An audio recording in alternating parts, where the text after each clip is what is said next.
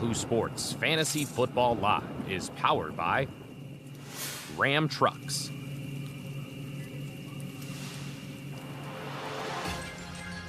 What's scarier than realizing that it's Thursday and you need to get your fantasy football lineup set? How about a Halloween edition of Fantasy Football Live? Notice a theme out of the gates. We are in costume. It is going to be wild as we get you ready for Thursday Night Football. Now, I know you look around, you're thinking, wow, these are different faces because you can barely recognize us in costume, but we also have a special guest. I'm Jason Fitz hanging out with you. In the middle of this, we have George Kittle, do we? Or do we have Andy Behrens? Matt Harmon is dressed as Casper the Friendly Ghost. You can't see him at all. James Coe coming in as Coe Exotic. I mean, welcome to the show. And by the way, kudos to, Coe, let's just start with the most important thing. Did you buy that shirt? You already own it. Let's be honest. America needs to know. Oh, listen, Joe Exotic took the style from me. I was very upset that he did not credit me for that. This is my normal going out shirt. Whenever I want to go get groceries, let people know that, you know, I'm in the building. So I've got the shirt ready to rock and roll. So this is normal. Now, the hair I had to get, but the shirt, again, just normal Wednesday, Thursday wear. Do we always just leave that much of we're just leaving the chest out there for the people? We're just leaving it out. And also, I mean, did you guys get the same way? Like, I'm just curious, George Kittle, like, is George, and I feel like I should call Andy Behrens George Kittle the rest of the day. I'm just going to be honest, man. I feel like if I walked up to you at like a music festival in my old touring days, I might ask if you could sell me something. I don't know. It's part George Kittle, part, guy on the street selling me a dime bag I didn't know I was getting. This is an aesthetic that I think I may carry beyond Halloween. I am weirdly comfortable in this. I'm loving it. Also, I can't help but I just like to imagine that there's a tiger, like a fully grown adult tiger, sleeping at James's feet right now. I hope that's the case. Oh my God. If the tiger comes out at any point, I'll grab a piano and we'll recreate the hangover. You guys can get in on the conversation. Hashtag AskFFL. That's the way you get into it. Hashtag AskFFL. Yes, I was going to wear all sorts of prosthetic gross masks, but we decided, Ghostbusters could be a little bit more family friendly. Let's get into Thursday Night Football, which is going to be wildly family friendly. We've got the matchup that everybody's dying. Well, okay, I can't oversell it. Tampa Bay taking on Buffalo. You see it there. The Bills are a 9.5-point favorite. Despite their recent failings. The over-under on this one, 43. Again, Bills favored by 9.5, a very big number for a team that has had some issues. Let's take a look at the actives, inactives, because everybody was in their fields on this one. Everyone spooky. Baker Mayfield, he is active. He's in this one. See what I did there? Chris Godwin also active because he's Frankenstein. He can play through anything. Dawson Knox, though, the joke's on us. He is out in this game. So let's start right there. I mean, Baker Mayfield, Chris Godwin being active. I wonder, I'm a little surprised that, Andy, this doesn't change some of the thoughts on this matchup, especially given the high point spread in it.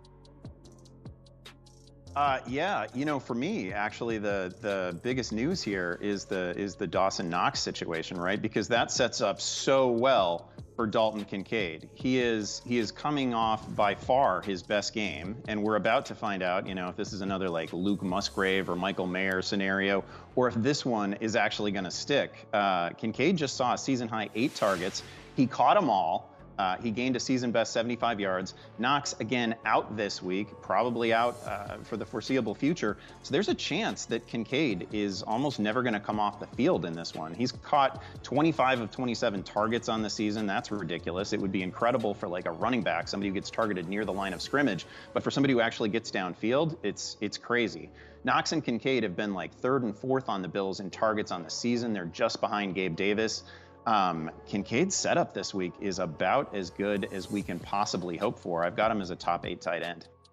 Yeah, and to that end, by the way, I should remind everybody, when the draft happened, if you talked to draft insiders, I was lucky enough to be covering it, they told you that Buffalo looked at the board and didn't like the wide receivers that were there. So they drafted Kincaid because they thought he was the best, not only tight end for them, but also the tight end that could be a receiver. Not surprised at all to see those targets go there. When we talk about players and things to watch in this game, I'm going to stick with my eyes on Buffalo, but my eyes are on Buffalo with the question. At what point are we going to ask for a new offensive voice for the Bills. I'm not a big fan of change in the middle of a season for the sake of change. But right now, when you start thinking about Ken Dorsey and what he's done with that offense, the question is, why has he not done more? The game plan seems to be roll the ball out to Josh Allen, see what Josh Allen can do. When you've got somebody like Stephon Diggs, I understand it's tempting to only throw him the ball, but there are other weapons, cough Gabe Davis, that we're not seeing used at all. And I'm asking myself, why? You mentioned some of the guys. Cook hasn't really gotten going in this game so far this season. I think it's imperative that the Bills start to have an offensive game plan that isn't as simple as just see what Josh Allen can do. So far, their offense has been an epic fail from a real football standpoint and from a fantasy football standpoint. All the way across the board, I'm having trust issues. Co, what do you got your eyes on for in this one? Well, hey, listen, Fitz, to your point, though, the brain drain from Dable to Dorsey is palpable there in Buffalo. And you mentioned Gabe Davis. He's somebody that I'm keeping an eye on. Why? Because we love hypothetical trades that are never going to happen. But if I am Buffalo, I'm making the call across the sideline, and I'm like, yo, will you send me Mike Davis? I'll give you Gabe Davis and picks. But I'd love to see that swap happen between these two teams after the game. Why? Because Gabe Davis is 24. But, man, Buffalo's got to be in win-now mode. Evans is 30. I get it. They're going to have to overpay and give him a contract. But worse than overpaying Mike Evans would be overpaying for Gabe Davis. You're saying, why isn't he getting the targets? Well, listen, according to the work that we do over at Reception Perception, man, he's just not a natural separator from defenders right now, right? So he needs to work on his route running. But overall, if you throw Evans into that mix, oh my goodness, it would be absolutely glorious to see Stephon Diggs and Mike Evans working opposite of Josh Allen. If we were the first show in history that awarded nonsensical points for great points, you would get points for brain drain on a Halloween. Like, was brain drain just sitting there with your Halloween repertoire? Did you write that in a notebook somewhere? Like coming in, dropping nuggets like brain drain out of the gates? Let's go, dude. I love it, man. It's true, though. I mean, if you're a Buffalo fan, you're wishing that Brian Dable is somewhere in the Rolodex, man. But, yeah, they're going to have to make do with Ken Dorsey and figure out what's going on. Yeah, forget Buffalo fans. Let's talk about my fantasy lineup where I got Gabe Davis sitting there. All right, let's get to the props. We like to do this every single week. Bring the props now. Let's see. I love the spooky graphics as we bring the props into this one. I like to usually give you something easy, but this one was actually tough. I think a lot of the props this week felt right, but I'm going to take the under on James Cook rushing at 51.5 rushing yards. So part of this is because, frankly, I think at this point you can't let anybody go off, but he's taken on a top 10 run defense. I love the costume for James Cook in this situation, and I do think that the Bills at this point have become so one-dimensional. I'm not sure on Thursday Night Football where, Barons, you know this, every week I sit there, I'm saying, like, take some sort of a rushing over. I feel like running the ball is effective on Thursday Night Football. I don't think it is this week. I think you go back to the one thing you know and your tendencies. I think Buffalo's going to throw the ball a bunch, so I'll take that under. That's my thought. James, what do you got for us as a prop that you like in this game? Well, I'll stay on this whole Gabe Davis train, and I think it would behoove Tampa Bay to kind of sort of feature him in the passing game. Tampa Bay has allowed the 8th most yards on deep passes this year. The over/under of 40.5 receiving yards. I mean, listen, this could be a situation where he gets it in like 2 catches, right? Because Tampa Bay, again, is allowing a ton of production over the top, 47.6% completion rate on deep passes in the NFL. That's the 7th worst in the league. So, again, I think this lines up very well for Gabe Davis, who, as we know, can stack defenders in over the top. All right, Andy, give us a prop you got your eye on, and I swear to God, if it's a kicker prop, I'm going to come through this screen, and there's going to be damage done after last week.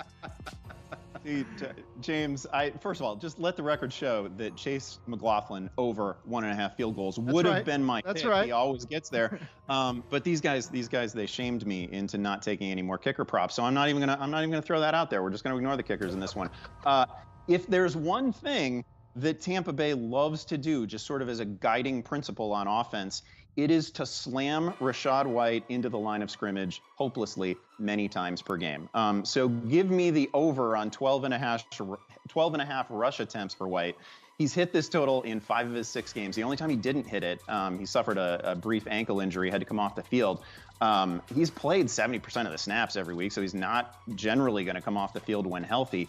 White has been, dreadfully inefficient, but that's not what this prop is about, right? This is about attempts, not yards. Tampa is coached by just hardcore establishers of the run, and that is what they're going to do in this one. What makes me mad is that you're probably right, but you also snuck in that kicker prop so that next week you can be like, hey, I would have been right. I see what you parents, we've worked together long enough that I've got my eye on what's going on here. All right, let's take a look now. Let's take a look at our fantasy game changers for this week, powered by Ram Trucks. You know the game. It's like password. I'm going to give you a game we associate, a word we associate with Ram Trucks, and then you give me a player you associate with that word. Andy, your word? Versatile. Versatile. Yeah, Breece Hall is versatile. He is suddenly some kind of PPR machine. He's got 5 receptions last week, 11 in his last 3 games. He's kind of consolidated power in the Jets' backfield in these last 2 games. He's finally back to playing over 50% of the snaps. That's obviously great to see. Last 2 games, how about 42 touches for 287 scrimmage yards and 2 touchdowns? He's averaging 4.2 yards after contact per attempt. That's the highest rate in the league among any back with over 50 carries. It's just sort of all happening lately for him. He is certainly going to continue that against the Giants. New York's defense allows 5 yards per carry, 137 rushing yards per game. The 5th most fantasy points to opposing running backs is just kind of a perfect storm here. Hall has a real chance to finish as the overall RB1 in Week 8. I'm going to go with a word here that I associate with Ram Trucks, and that's premium. And premium for me is pretty easy, especially after last week.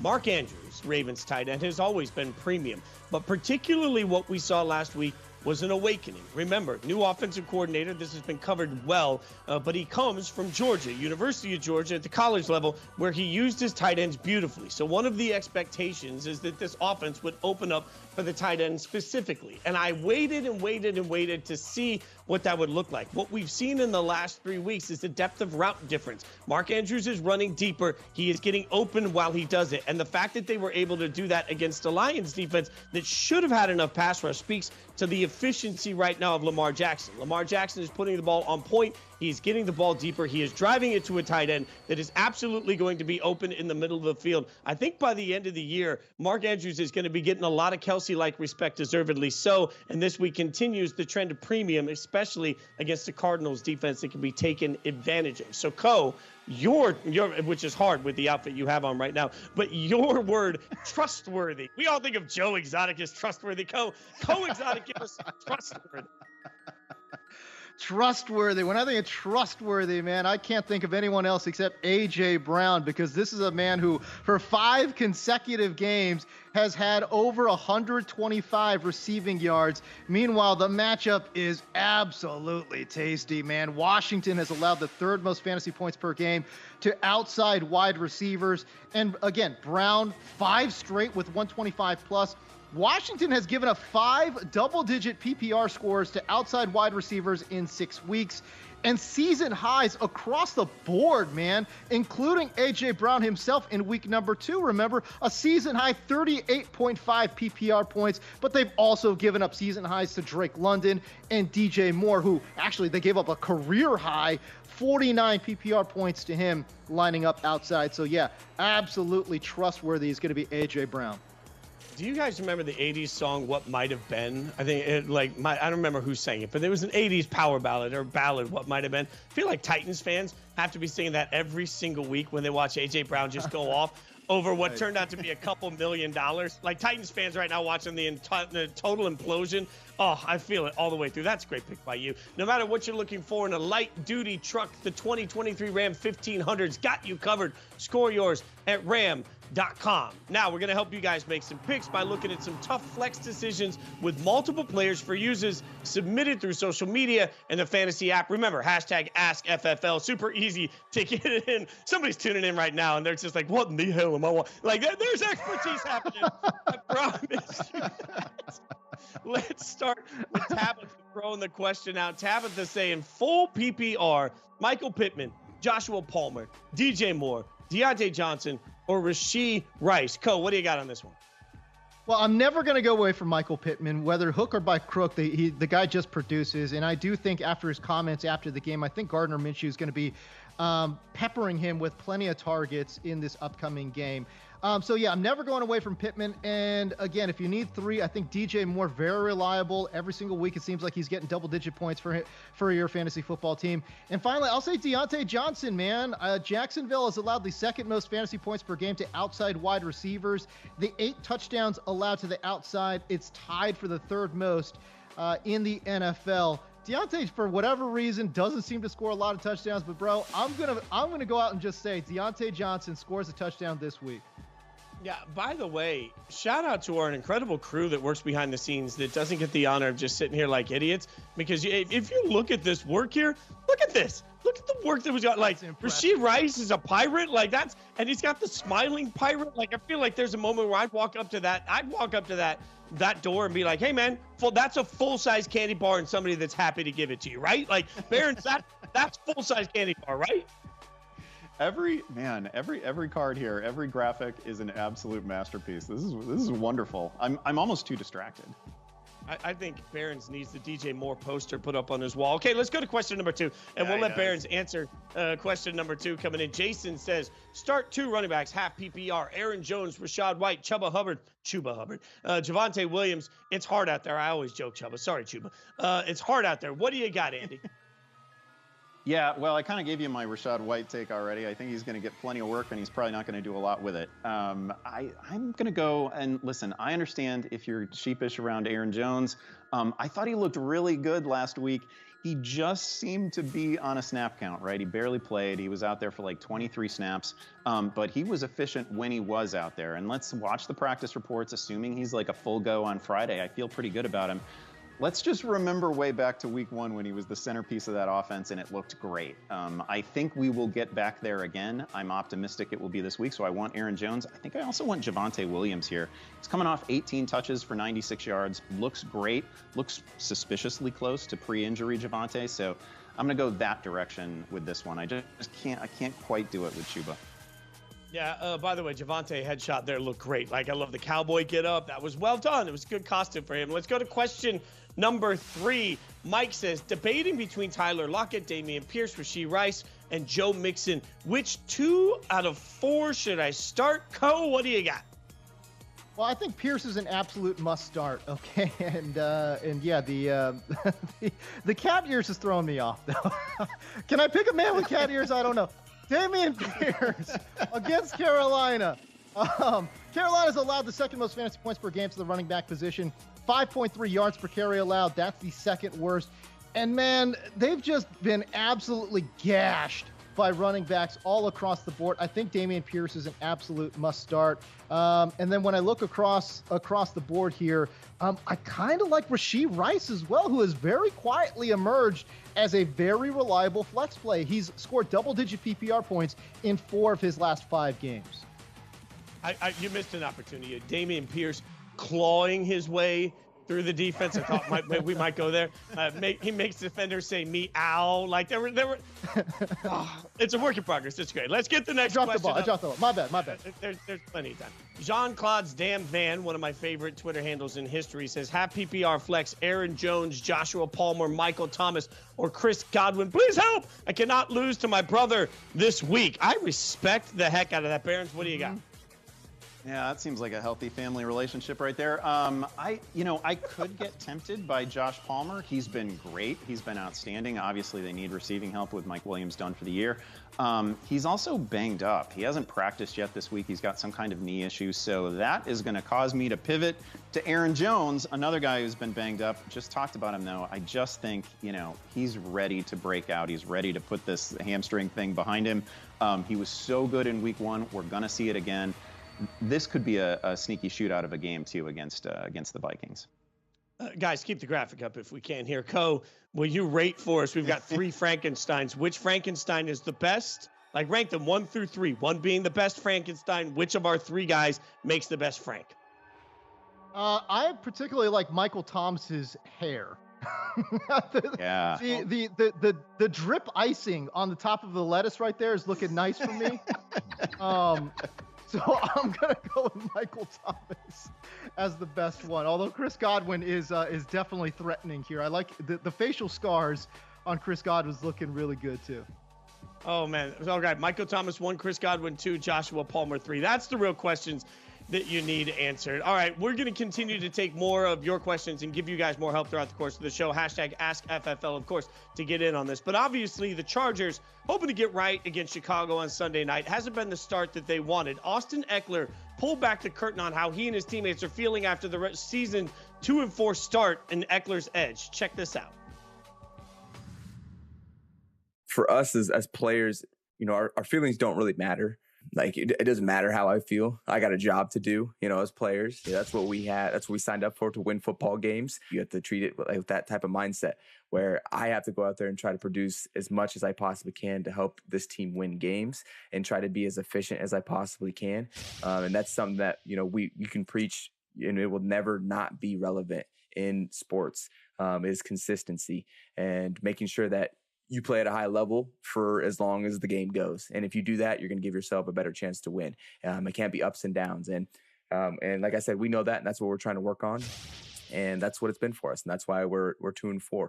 Not because we don't have the talent, but because we haven't put our talent, at the maximum every single quarter. We can't have splashes of it here and there and expect to win, close games against tough teams. And so for me, that's one thing that I'm focusing on this week, is making sure, okay, how can I maintain, and not just maintain, but also sustain this opportunity and this progress of playing at a high level and making plays? I gotta make plays. That's something that I feel like I haven't done as much this year. And, for whatever reason, it comes back to me internally, being the player that I know I can be and making sure that I'm playing at that level.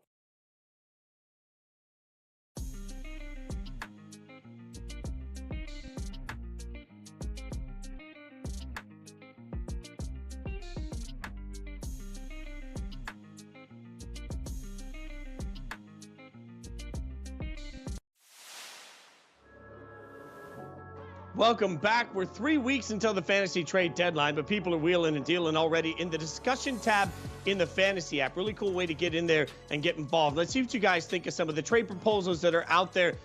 Heard from Austin. We got a deal involving him we're being asked about. Braden says, should I trade Eckler and T. Higgins for Jamar and Pacheco? We'll go through each of these, but I want to start with that one. So, James, what do you think on that one? Eckler and T. Higgins for Jamar and Pacheco? I kind of sort of like the floor of the Pacheco side of that deal, but I don't know, man. I just look, I've got a man crush on Austin Eckler. I don't think I can ever let him go.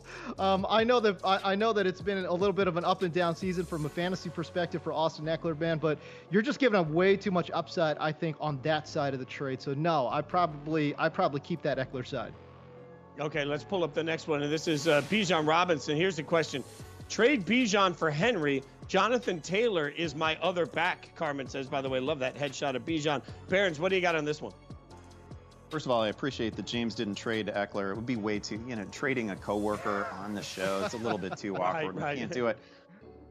This is, Derrick Henry is a tough one to talk about because he's clearly a trade candidate, right? And that could go well or maybe not so well, right? He could land in a spot where he's basically getting the same snap count that he sees right now, which is around 50% of the playing time, right? That's not great. Or he could land with, say, the Ravens, and he could absolutely blow up in the second half of the season. So this is tough. I'm just gonna keep Bijan, and I'm gonna believe all the maybe it's nonsense that we got from Arthur Smith, and I'm gonna keep riding the Arthur Smith thing and try to not pay attention to him as often as I can, and just trust the talent and the youth and all of that with Bijan. When he's on the field, he's looked like an absolute superhero. So I'm gonna stick with him.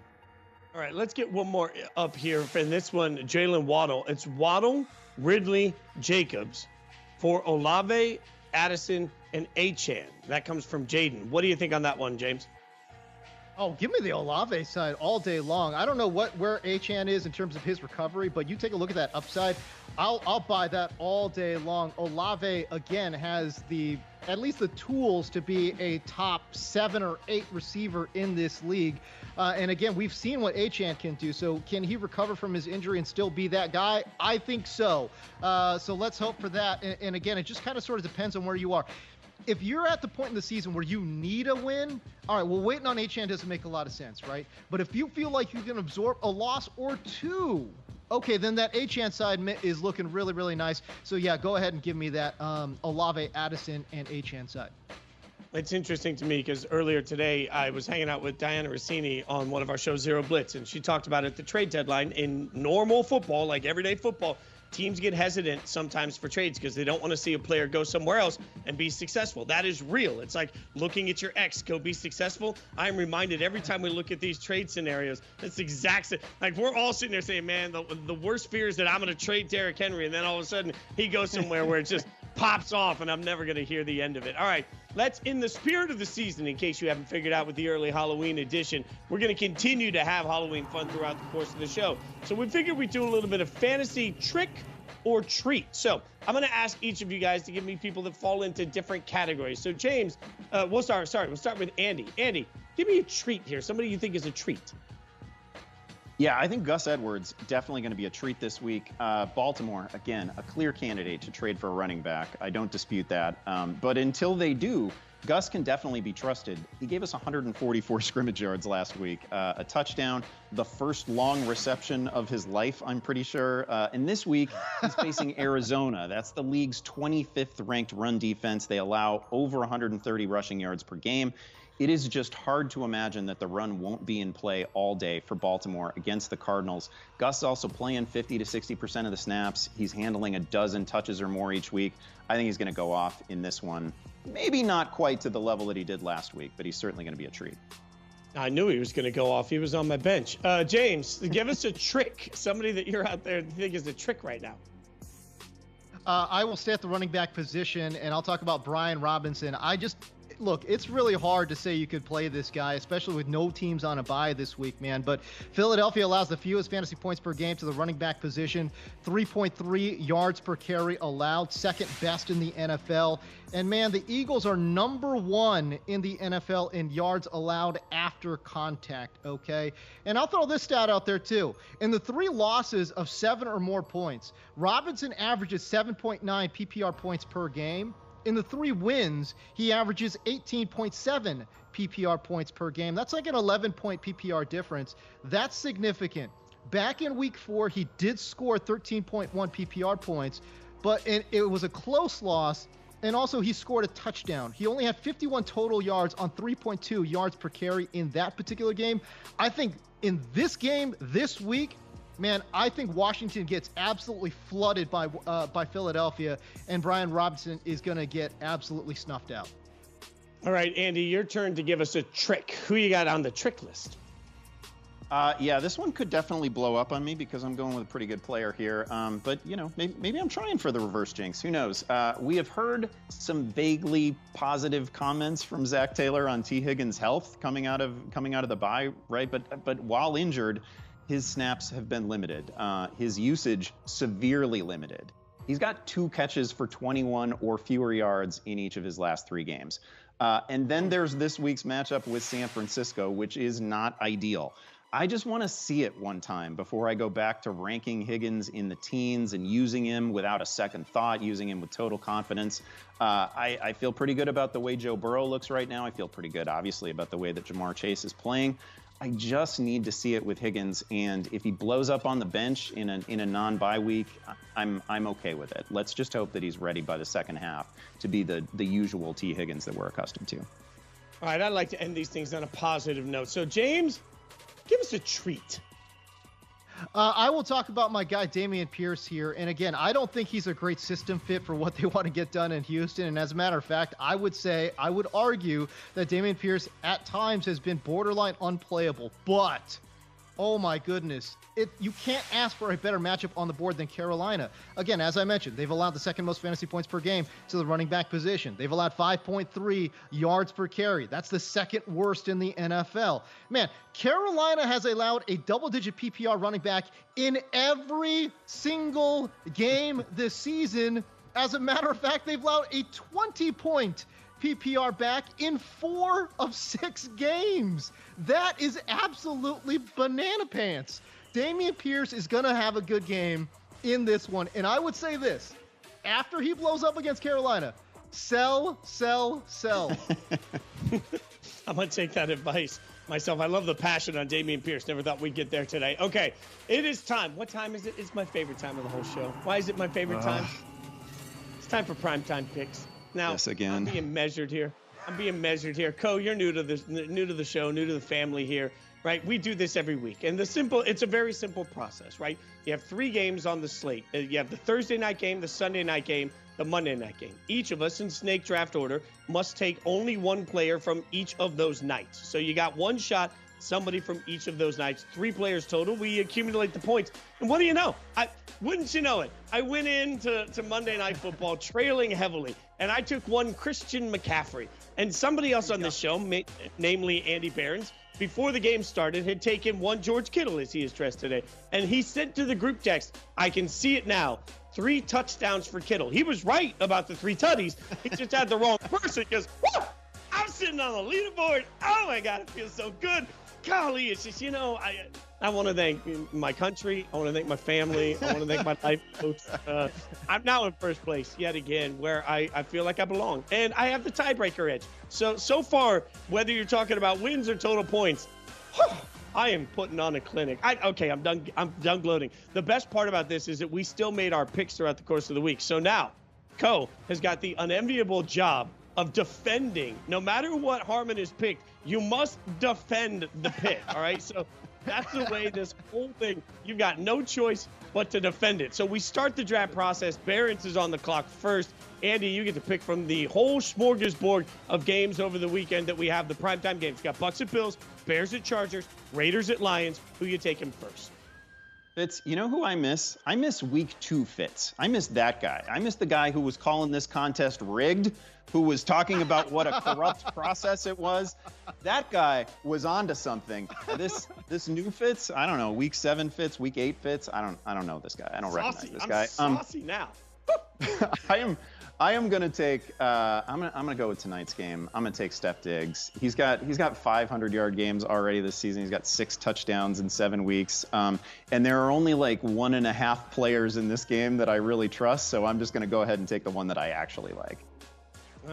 That's a great pick out of the gate, and good for you. Now this is the inevitable position, as we mentioned before. James, you have no choice but to defend. Matt has submitted his pick, and it will be Austin Eckler. How do we feel about Austin Eckler being the second pick off the board here? Listen, I have no problem ever defending Austin Eckler. I've been the staunchest Austin Eckler defender in history. From day one, I'm an Eckler day one fan. That's okay. Chicago's allowed the second most receiving yards per game to running back and the 7.65 yards per target. It's the stone cold worst in the NFL. Eckler saw 2 targets last week. I think we're going to see a heavy overcorrection, especially given the finger injury for Herbert. He'd be very smart, I think, to check it down a lot more to his playmakers, and specifically Austin Eckler. I love that pick, actually. It really makes a lot of sense, which means I'm on the board and I've got the turn here. And you mentioned like these moments of bounce back and change. Well, the worst case scenario was not just my beloved Raiders getting creamed by Behrens Bears. And Andy has been graceful throughout that whole process, by the way. Kudos to you. The worst part is at the same time, the Lions got their asses just kicked by the Ravens. They're going to come in with the thunder of the gods on Monday Night Football. And Amon-Ra St. Brown is going to take on a secondary that is not prepared to cover any of this. I genuinely believe that the Lions have a real chance of winning this game by 40 plus. I think they can put on that sort of explosiveness. I think St. Brown is going to feast. And unless the Raiders suddenly figure out a new dramatic way to get into the to get to the quarterback, it ain't gonna happen. So he's gonna go absolutely off. I take that one, which means I now turn around and I got to take the next best weapon left on the board. I think it's Keenan Allen. And just because the Raiders couldn't do it doesn't mean anybody else can't. The Bears defense is still susceptible. It's just Raiders didn't know how to take advantage of it. I think this is a get right game for the Chargers coming in a big way. Keenan Allen going to be that top target, easy to go to. He'll be able to get a bunch of catches in this one. So I like that one. That means that Co, you're back up, and Matt has selected for you to defend Mike Evans. Okay, this one's a little bit harder because it's not the best matchup in the whole world, but I will say this, injuries in the secondary obviously open up a lot more opportunities for Mike Evans in this game. I talk about the matchup. I'm a little worried about the matchup, okay? The Bills have allowed the 3rd fewest yards and receptions on deep passes this year. They've allowed 0.00 touchdowns on deep passes this year. And obviously, as we know, Mike Evans has feasted on the deep pass. through 7 games here. So I am a little worried, but the injuries in the secondary, I think, will allow for Mike Evans to be highly productive. Okay, good. All right, Andy, you now have 2 straight picks, so you got a lot left on the board. But again, because you only get 1 pick from each night, your Thursday night is off the board. So you got to go Sunday and Monday. What are you taking first? Well, as you know, Fitz, the first rule of fantasy football is that anytime you can draft Tyson Bagent's #1 receiver, you simply have to do it. So that's where I'm going. Really no further explanation required, right? I'm taking DJ Moore.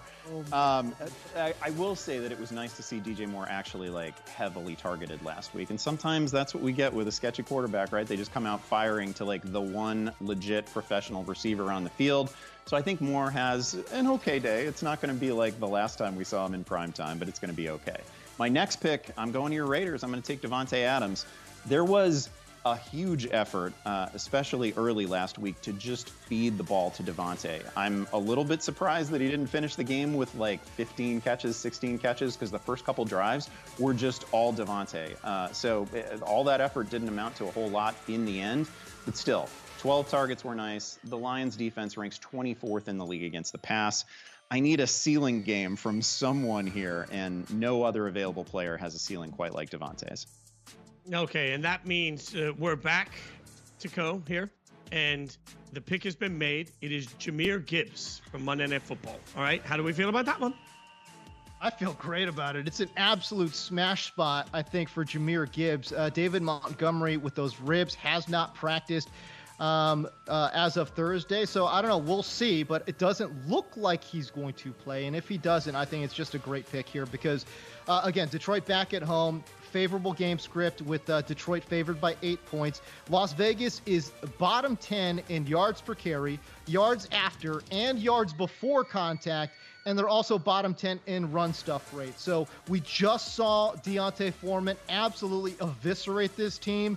And I think Jahmyr Gibbs has an opportunity to do something similar. Yeah, you're not wrong. I thought a lot about taking Jahmyr earlier over St. Brown because I think he's going to have a big day. But we'll see where that one goes. I'm last on the clock. I got to pick somebody out of this Thursday night football game. And here's the thing. I'd love to pick Gabe Davis. I would love to. He's on all my fantasy teams. But all he ever does is rip my heart out every single week. Never gets the damn ball. I can't trust anybody in Buffalo to make this right. I'm taking Chris Godwin. Chris Godwin's healthy. He's going to play in this game. There's a lot to what you guys have said about some of the matchups in this that make me a little bit nervous. But, man, I don't know right now that the Bills have anything in their arsenal other than, hey, Josh, try and get the ball to Stephon. And you've already taken Stephon Diggs. So I'm just going to take the last explosive person I feel like I can trust. That's Godwin. Let us know how we did on this. And I am a little scared because Barron sort of undersold it. The last time DJ Moore was taken in this contest at all was the last time I took him, and it was, 732 points. Roughly. Don't Google it. That's a rough. It's a big, big game. All right, so each week, Sal Vetri offers up some unique fantasy advice here on the show. We're checking in with him now to see Sal's 7 key findings for Week 8. Check this out.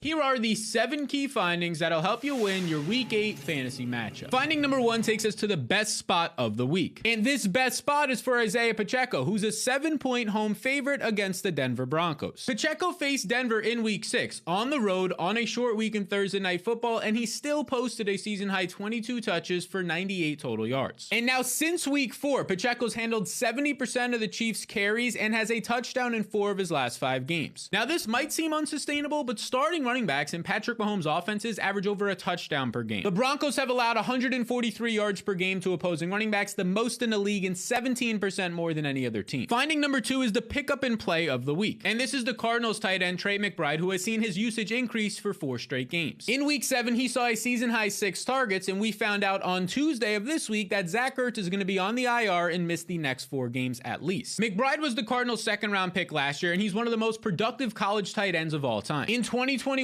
he earned over 1,100 yards and averaged 11.2 targets per game. He's worth a start in Week 8 if you're in need of a tight end. Finding number 3 takes us to the sketchy spot of the week. And this is for Derrick Henry, who has had a fine season, but his underlying usage is concerning. Henry has played his fewest snaps since 2018 and is averaging a career-low 3.9 yards per carry. Part of this lower usage is because rookie running back Tajay Spears is playing over 50% of the snaps this season. Now this week, Henry faces the Falcons' #1 run defense, and the Titans are expected to start rookie rookie Will Levis. Expect Atlanta to stack the box against Henry, and if the Titans fall behind in this game, we might see more Tajay Spears snaps. Finding number 4 takes us to a player who is trending up. And this player is Josh Palmer, who exploded in week 7 against the Chiefs for over 120 yards on 7 targets. Palmer has easily held off the first-round rookie receiver Quentin Johnston since Mike Williams' injury. During this time, Palmer has 22 targets, just 7 for Johnston. Palmer has another great matchup this week against the Bears' bottom 10 defense, but more importantly, his playoff schedule is great. He'll face the Raiders, Bills, and Broncos, who all have bottom 10 secondaries the past month of the season. Finding number 5 takes us to a player who is trending down. And that player is Alexander Mattison, because this was a split backfield in week 7 with Cam Akers seeing 48% of the rush attempts. Akers actually saw 2 more carries than Mattison in this game, and this isn't shocking because Mattison just hasn't been efficient this season. He's averaging just 3.9 yards per carry, and despite having a top 5 opportunity share in the league, he hasn't been productive in fantasy. If Mattison has a solid game against the Packers this week, look to trade him immediately. Finding number 6 is something to watch, and this would be the Texans' backfield coming out of the bye week, because before the bye week, Devin Singletary led the backfield in routes run, snaps, and overall opportunities. And after that game, head coach DeMeco Ryan credited the rushing success to Devin Singletary's increased usage. In week 6, Singletary was used in key situations. In the fourth quarter, he saw 9 of 13 running back snaps compared to just 2 for Dameon Pierce. But this usage is going under the radar because Singletary's only rostered in 19% of Yahoo leagues compared to 93% of leagues where Dameon Pierce is rostered. Add Singletary if he is available, and this week he faces a bottom 5 Panthers team. Finding number 7 is a rookie to monitor. And this is the 6th-round rookie in New England, the wide receiver Demario Douglas, who was standing out in training camp and just saw a season-high usage in week 7. Douglas ran 76% of the routes, and this led to 74 total yards with Juju Smith-Schuster out. Now, Demario played his college ball at Liberty, where he averaged over 9 targets per game last year and was heavily involved on special teams in the return game, which is an indicator of talent and explosiveness. Now, there's a chance the rookie snaps decrease when Juju returns, but Juju has seen his snaps decrease this year because he hasn't been all that productive. Douglas standing out in week 7 could lead to more future opportunities. So these are the 7 key findings for this week. All you have to do now is take them and utilize them in your matchup against your opponents. Best of luck. All right, Sal. So, love the referee outfit. This is beautifully done by you, my friend. Well played. I have a feeling you're going to be throwing the flag on us a bunch. But my question for you is about the very end. You were talking about rookie receivers in general. How much do you worry from a fantasy standpoint, though, about the rookie wall that we always hear about? You know, you reach a certain point in the season where it feels like rookies just sort of stop producing. Do you worry about that still in modern NFL? I think it depends on the position. We've kind of seen it factored out, at least at the wide receiver position, the last couple of years. And honestly, it's kind of a changing of times. Now it becomes what happens after the bye week for these rookies. How do coaches get them more involved in the offense? Because the rookies that are coming out these past couple of years, the past decade, they're just so much more equipped than, say, 20 to 30 years ago. So honestly, I think they're blowing by the wall. And right now they're seeing increased roles once they hit those bye weeks. When the camera goes solo on you, I feel like I'm ready for you to have a mic and be like, offsides, defense, look, I'm ready for the whistle. I can only break your heart. I can only break your heart. I'm used to it. It's just my life. All right, let's get into some play calling here. Remember, hashtag AskFFL is how you always get in on the fun here. We're going to answer some of your questions that have been submitted through social media, through the app. Everybody's going to get, man, I look at this picture of us and I just can't help but laugh. All right, let's pull up the first question. It comes from Lance asking, PPR, flex 1 of 3, Cortland Sutton, Josh Downs, Dante Foreman. Let's start with Co on this one. Co, what you got? I would say the floor play for me is Josh Downs. New Orleans allows the 6th most fantasy points to the slot, and Downs, of course, is coming off of his best game of the season where he scored 23.5 full-point PPR points, right? But he has gone for 13-plus PPR points in 4 of his last 5, so I would say Downs is your floor play and probably your most consistent. I know there's some question about usage with Foreman, with Rashawn Johnson coming back, but if you want upside and you just need points, go ahead and give me Deontay Foreman. You know why? Because he is hashtag good. My guy, Deontay Foreman, is just straight up a good player, man. So if you want that upside, go ahead and give me Foreman.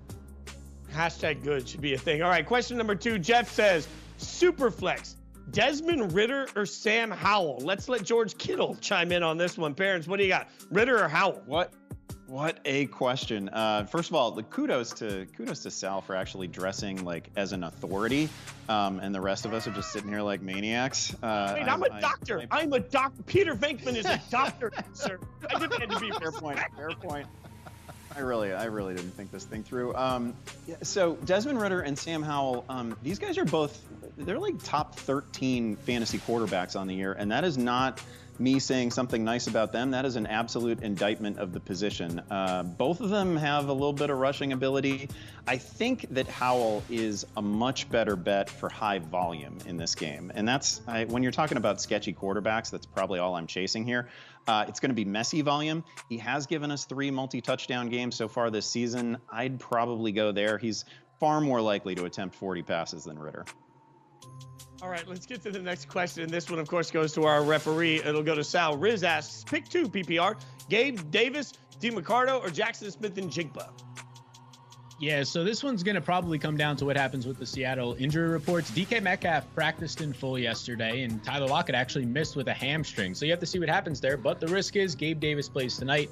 It kind of comes down to your risk tolerance here. I'll say go ahead and play Gabe Davis tonight. Don't take the risk. We know what we're getting there. It's a boomer bust receiver. You're going to get downfield usage. Josh Allen will trust him a couple of times. Does it convert? If so, you're going to get what you got the first month. If not, you get the 5 points or less you got the last couple of weeks. Either way, I want to play Amari DeMarcado, which makes me feel terrible. I want to throw every flag possible because I picked him up.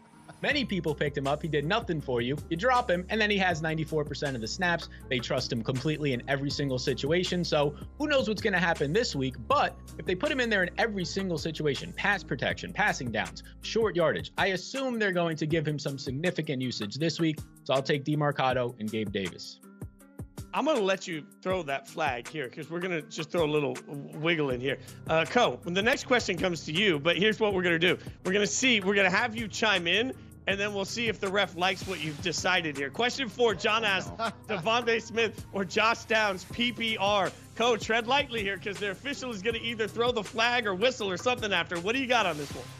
Like, yo, I know we're down bad on Devontae Smith, but come on, guys. Like, let's believe in the player here a little bit, you know? Like, I like Josh Downs, too. I just highlighted the fact that he's been really reliable as a flex play, but come on, man. Like, Devontae Smith is such a good player. Let's believe in the talent, and I do think that Philadelphia will try to feature him a little bit more. By the way, you couldn't ask for a better matchup, okay? Washington is absolutely horrid on the outside. They're getting gashed everywhere by outside wide receivers. And again, I highlight the fact that Washington has given up 5 double-digit PPR scores to outside wide receivers in 6 weeks. 5 in 6 weeks, okay? Devontae Smith and A.J. Brown will be double-digit PPR scores this week. Are we throwing the flag on that side? We good with that? The pick is good. The pick is good. Look at that. All right, let's get one more in real quick here. We'll go Bunch of Funch, just because it's a fun name for me to say. Bunch of Funch says, Chris Godwin, Zay Flowers, Brian Robinson, start 1 half PPR. Andy, what do you got? Oh, I can't get flagged. I'm terrified. I'm gonna go Zay Flowers here against an Arizona defense that's allowing 8.1 yards per attempt on the season. Zay has over 50 receiving yards in every game but one, has double-digit targets 3 times so far this season. He just looks like a star to me. He looks like if he's not the number 1, he's the number 1A behind Mark Andrews. I love the matchup. I absolutely love the player, so slightly into Flowers. Okay, it's great work by the ump, by the way. Make sure you follow Sal on social media at Sal Vetri. DFS is the way you do it, and check out all of his great work in the Yahoo's fantasy app. Ump, great job. We rarely say this, but quality work by the official, still throwing the flags. Time for a quick break here on Fantasy Football Live. On the other side, fantasy running back 2, Raheem Mostert, crushing it. I got the chance earlier to catch up with him after practice today. Hear what he had to say about the dynamic Dolphins offense. You do not want to miss it. Stick around.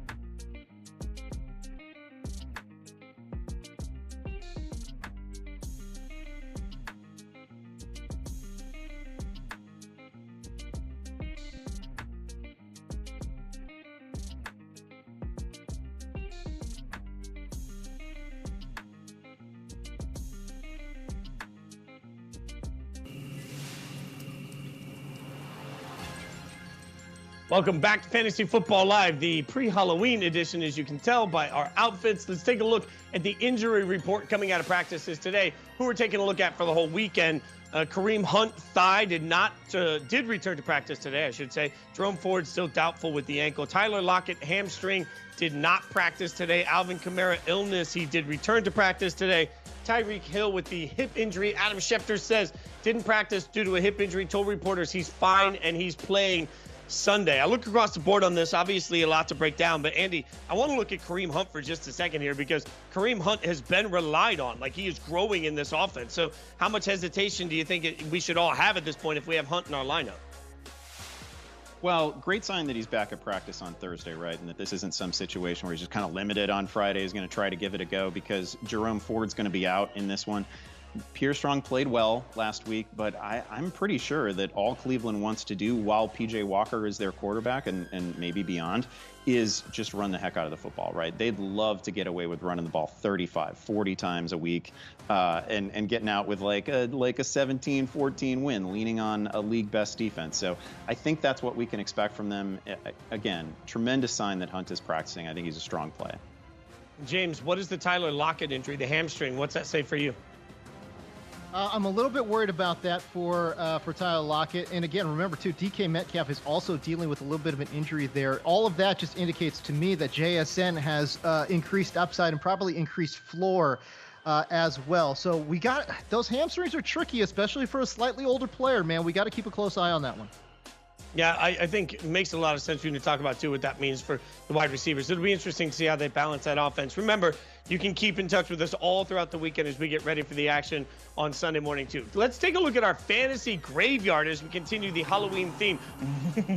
It's players on our fantasy roster who are dead to us. All right, there's just no nice way to say, like, you're gone, you're dead. And, Andy, you get to go first. And I'm going to be honest. Like, I'm going to peel back the curtain. I'm just going to let everybody know. We got a group text, it's like, hey, here are the things we're going to talk about. The person that you're about to pick, I tried to pick too. You got to it first. That's how dead he is. Who you got?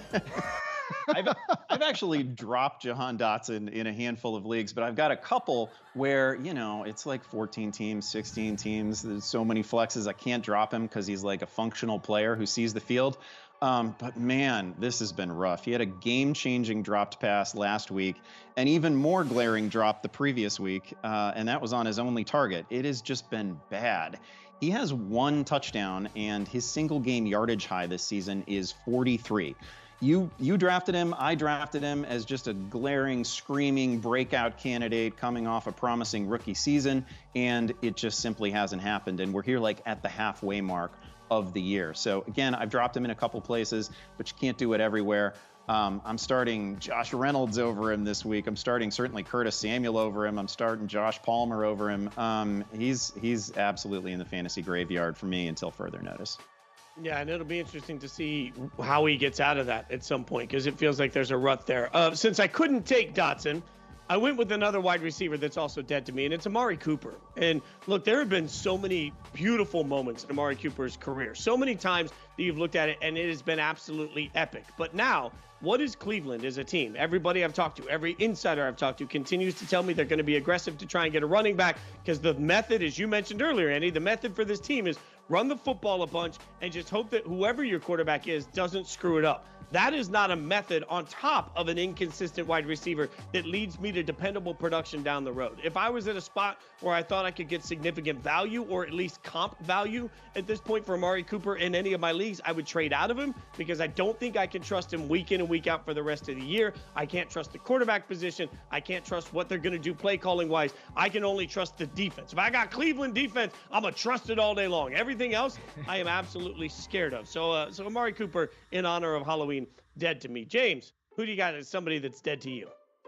Well, listen, I will stay with the theme of talented but mercurial wide receiver. And how about Calvin Ridley? My dude, Calvin Ridley, we're putting him in the dirt. Okay, he's the wide receiver 37 on the season. He's had 7 or fewer PPR points in 3 games this year. The absolute nadir came last week with his 1-catch, 5-yard performance against New Orleans. Look, he looked incredible running routes against air in the preseason. But as I said at that time, can we respect the game a little bit and assume a man who has not played football in a year and a half needs time to get back. Now listen, this week against Pittsburgh, it's a great matchup. If he goes off, cool. I'm happy for him. Sell. Calvin Ridley in the dirt for me. All right, so you guys got to let us know who's dead to you too, because I think we're all feeling this as we get this late in the season. One person not dead to anybody in the fantasy football world, Raheem Mostert, obviously having an incredible year. I had the chance earlier today to catch up with him in a conversation where we talked about everything from flag football and relating to Mike McDaniels and what makes the Dolphins offense so special. Check a little of it out right here. Everybody wants to know, how's the ankle? It's good. It's good. I ran today in practice and feeling good. You know, it's just a little tweak. I had unfortunately something going on during the game, but all is well. So I'm looking forward to this weekend, this Sunday against the Patriots. I mean, everybody looks forward to watching this Dolphins offense every week. Real question, who's the fastest? Yeah, you're looking at him. I mean, what is it about your head coach, Mike McDaniel, that relates to you guys so well? Yeah, I tell everybody all the time, you know, when they ask about his personality, you know, I've been with him for quite some time now, I believe like 6.5 years. And the one thing that's consistent about him is his quirkiness. He's just a quirky guy. You know, he throws these little punchline jokes and thinks it's the funniest thing in the world. And you're looking at him like, come on now, Mikey, that's funny, but not really. But, you know, I'm not going to be the guy to ruin your day. But no, honestly, he's just cool, man. He's laid back, chill. He doesn't let his highs get too high and his lows get too low. You know, he's just trying to be the best coach he could possibly be. Now, you said you've been with him for years, and I think that's an interesting part of your journey because it feels like you're being seen this year in ways that maybe you haven't in the past. What does that mean to you? Mm-hmm. Yeah, you know, he knows who I am as a person, you know, as a family man, and he also knows, you know, me as a player and what he's gonna get. And we have those conversations all the time, especially during game day. You know, he knows when I give him a certain look that I don't give, you know, a normal person, not even my wife. He knows that it's time to go and it's time to play ball and, you know, just get the ball in my hands. So if you have a dynamic like that, I think that's the most important thing in regards to a player and the head coach, because I mean, the sky's the limit, you know, especially when a guy is play calling. You know, Mikey's going out there making these plays, not only for me, but for Tyreek, for Jalen Waddle, you know, for a lot of different guys, Durham. You're just trying to make the best, you know, situation that he possibly can for us. And we're just trying to go out there and execute. That's a lot of mouths to feed, though. What is it about this group that allows everybody to be selfless? Yeah, everybody. That's the key word right there. Everybody's selfless. You know, we all understand the game, and we try to challenge each other. You know, even with the fast guys, you know, everybody wants to be clocked at the fastest speed, and right now Reek has the title, but you know, it's a challenge within the battle of each other, and you know, it just brings the best out of us, and I think that's why we go so well together. You know, all of us out there on the field. And that's what you got to have as an offense. You know, you need all 11 guys to contribute in a way that, you know, it's a selfless act and go out there and have fun. Yeah, but what is it about this offense? Because we've seen dynamic offenses before, but y'all can score from anywhere, anytime. What makes it so hard to defend for teams? I mean, everybody has to account for everyone. You know, when it comes to a certain offense, guys have to step up to the plate, and we have plenty of guys that can step up to the plate. I mean, even the back end, you know, the guys that are second string or third string, they all can get the job done. So with this offense, man, it's just high flying, and we're just trying to do unthinkable things, you know, things that have never been done before, and that's our mindset. But we also don't try to put so much pressure on ourselves. You know, we want to get the best that we possibly can and go out there and try to compete and win. All right, Raheem Mostert, he's too good for this segment. He's played his way out of it. This is Fantasy Face-Off, and the concept is simple. We compare one of the week's buzziest players to a group of similarly ranked guys at the same position. I'm joined by Co-Exotic here, and we're going to talk about Darrell Henderson. This feels like the 9th straight season in which Henderson has claimed the Rams' featured rushing role, and in every other season, he's also eventually lost it. He's coming off a nice fantasy day, reached the end zone, played over 50% of the snaps. but everything should always feel tenuous, I feel like, with Henderson. So let's compare him to another guy for whom things are suddenly tenuous, Alexander Mattison.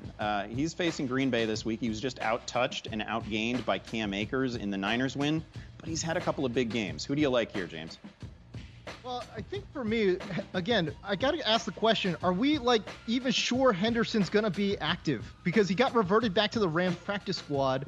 We don't know. I mean, they're already talking about, Myles Gaskin, Zach Evans. And so I think in that regard, I'll go ahead and take Mattison. The matchup is really good, too. Green Bay is, stop me if you've heard this before, but Green Bay's bad at stopping the run. I know that's shocking. But they've allowed the third most fantasy points per game to the position, and they allowed the sixth most rush yards per game to RB. I know that we're worried about Cam Akers, but you know what? Overall, it's a really nice matchup, and I don't think that Cam Akers is ever going to supplant Mattison as the actual starter in this offense. So, again, go ahead and give me Mattison. Yeah, Royce Freeman actually looked pretty frisky for the Rams last week as well. He looked good, and again, the one guarantee in fantasy is that Darrell Henderson eventually loses this job. How about Deontay Foreman? Now, we talked about him earlier, and you made a great point about him kind of being a ceiling play this week. He was a monster, obviously, last week. One of the right answers in fantasy. He reached the end zone 3 times. This week, we don't even know if he's necessarily the lead back because Roschon Johnson is returning from concussion protocol. It's a little bit weird for me that Deontay Foreman keeps getting stiff-armed because, again, he's filled in for Derrick Henry and was awesome, filled in for CMC and was awesome, and again, now he has an injury in front of him and he's filling in, and guess what? He's awesome! Like, what more does Deontay Foreman have to do? This is not your typical just run-of-the-mill fill-in back, right? Like, he's not a Kirkland brand dude. This guy is an actual viable NFL starter. He's a good player, man. So, no, I really like Deontay Foreman in what's a pretty good matchup, too. The Chargers have allowed the 10th most fantasy points per game to the position. James, we respect the Kirkland signature line here. I actually really like Deontay Foreman. I think he's great. I've kind of gone all in on him in the ranks this week. He's a ceiling play. It's so hard to take the job away from a guy who just scored 3 touchdowns. So I do like Deontay there. How about Ramondre Stevenson? He obviously, he's got a Zeke Elliott problem, clearly. He's got an offensive line problem. They've had some rough moments. But he's a gifted receiver. Maybe the matchup against Miami suits him. How do you feel about him? It's interesting that Ramondre and like Tony Pollard are going through similar things, and there's that Zeke Elliott connective tissue there, right? Like everyone assumed that when Ramondre got this starting gig, he would just be off and running. Same with Pollard, and it just hasn't really been the case.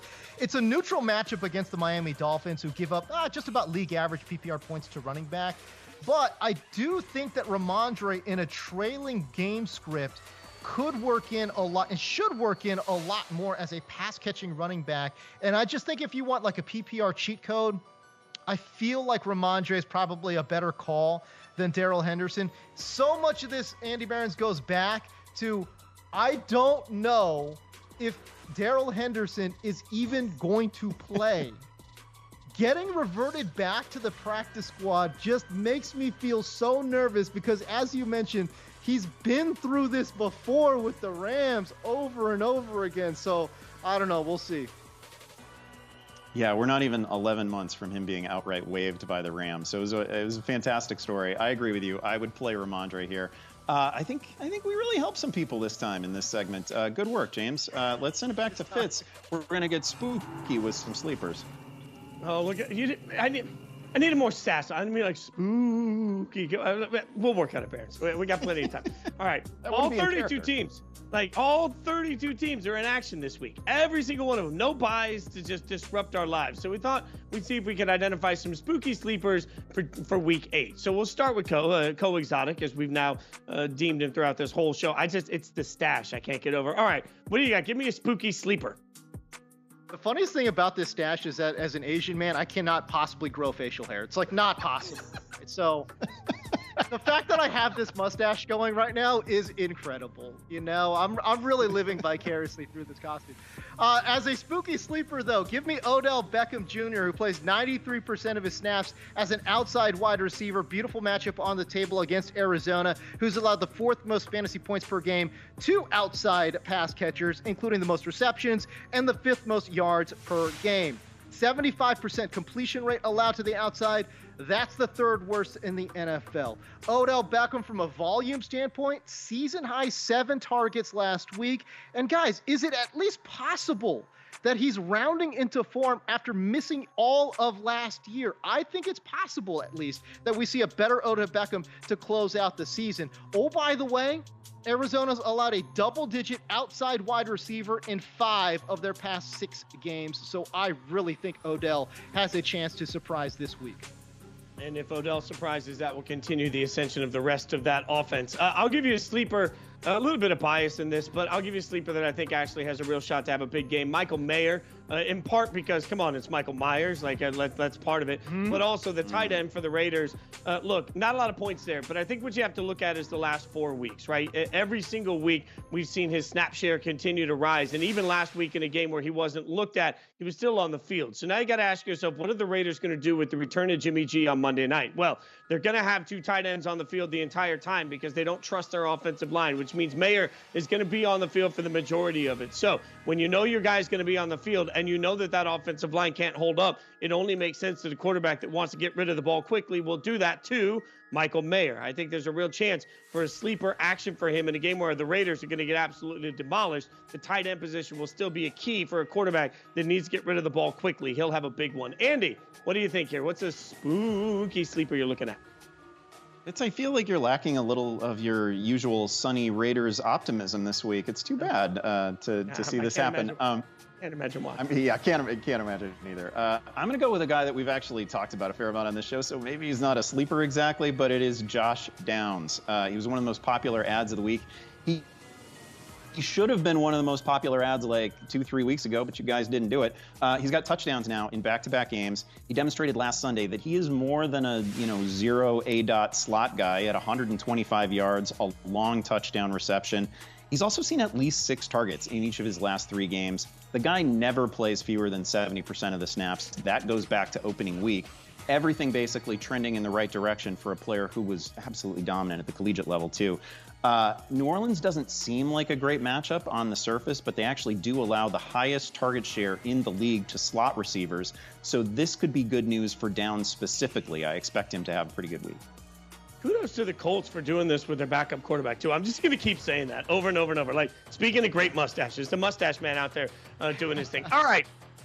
James, you are new to this fun. This is my favorite part of the whole show. It might be my favorite part of the whole week. It's a very simple concept. It's the hurry-up offense. Got 24 seconds going to go up on the clock. I'm going to read the question. You got to get answered before the whistle actually blows in our ears. We'll show you one first. We'll go with Andy, and that's what I like to do. 25 seconds up there. Andy, do I start James Cook tonight or Chuba Hubbard on Sunday? Juice wants to know. Andy, what do you think, sir? James, I'm going to blow this. I'm not the person you look for help in this segment. I miss it every time. I'm going to start James Cook. I'm going to go with him. I can't do it with Chuba Hubbard. Miles Sanders coming back. He's talking a big game. I think James Cook is the play. I think he sees more work. See, I did it again. Blew it again. We'll go easier here for Coast starting it out. Jim wants Kincaid tonight or Kittle versus Cincy. What do you think? Oh, I think this one's easy for me. You're going to start George Kittle here at Week 8 against Cincinnati, as the Bengals have allowed the 7th most fantasy points per game to the tight end position. I know Andy Barron's co-signs that. That's it? I mean, there's still 7 seconds left on the clock. I know. We're moving, baby. It's going to get hard for you next time. Joshua asking, Nico or London, half PPR Barons, what do you think? Oh, this is one of those questions that I wish Herman got, because these are a couple of reception guys right here. I'm going to go Nico Collins. He's reached 80 receiving yards 4 times this year. His best games this season have been just absolute week winners. He's dominant. I like Drake London too, but I don't think they're going to be throwing a lot. The whistle means stop, sir. All right, John coming in asking, pick one, CeeDee Lamb or Jacoby Myers. Don't show off, Co. What do you got here? Look, I know that CeeDee Lamb has not performed up to expectations. He's the wide receiver 24 in full point PPR. Jacoby Myers, meanwhile, surprisingly, the wide receiver 12. What's happening out here in the fantasy streets? I love it. But I'm going to go CeeDee Lamb here. I think, again, just a higher scoring game. I think you're exposed to more touchdown upside.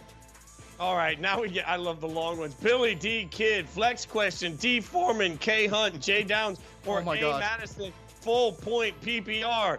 only can play one. What do you got for me, Barons? Thank you for not reading the ... I'm going to go Deontay Foreman here. I'm going to go verifiably good player.